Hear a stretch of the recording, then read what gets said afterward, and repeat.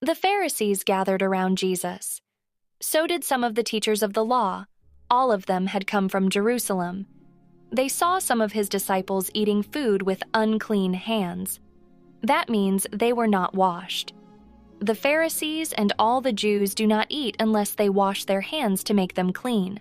That's what the elders teach. When they come from the market, they do not eat unless they wash.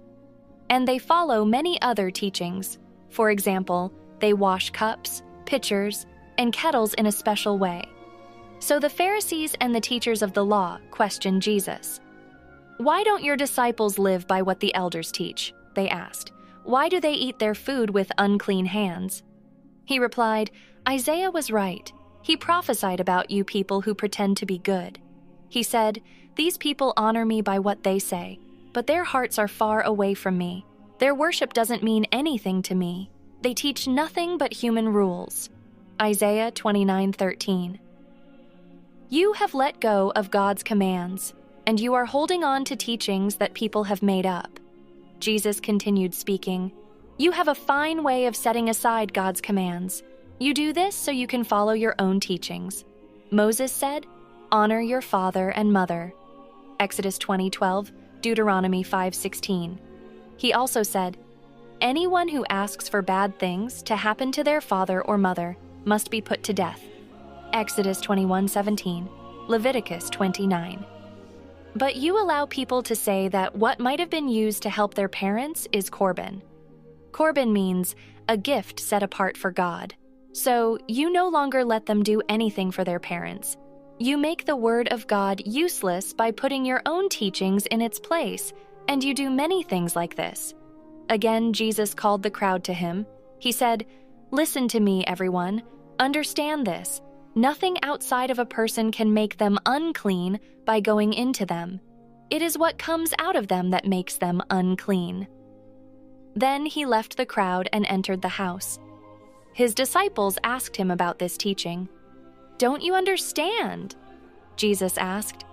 "Don't you see? Nothing that enters a person from the outside can make them unclean. It doesn't go into their heart, it goes into their stomach, then it goes out of the body." In saying this, Jesus was calling all foods clean.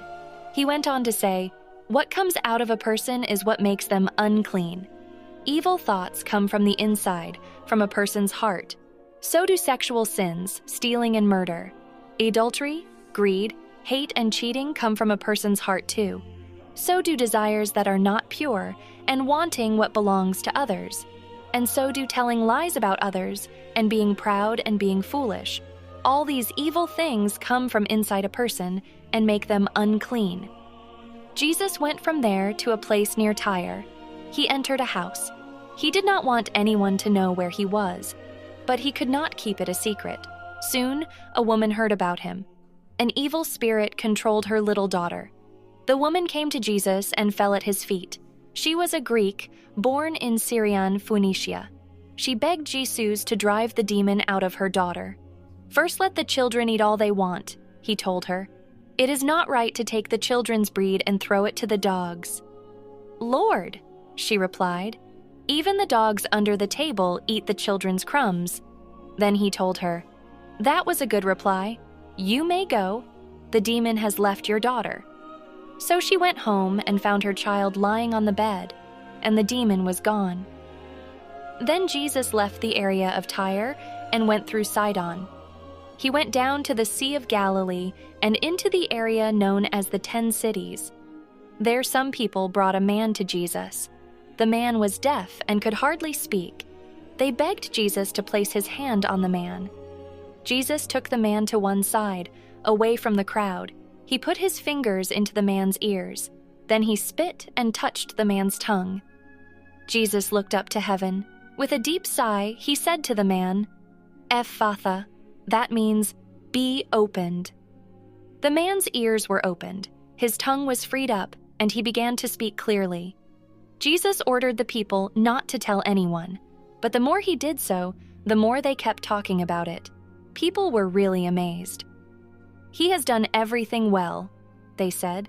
"He even makes deaf people able to hear, and he makes those who can't speak able to talk.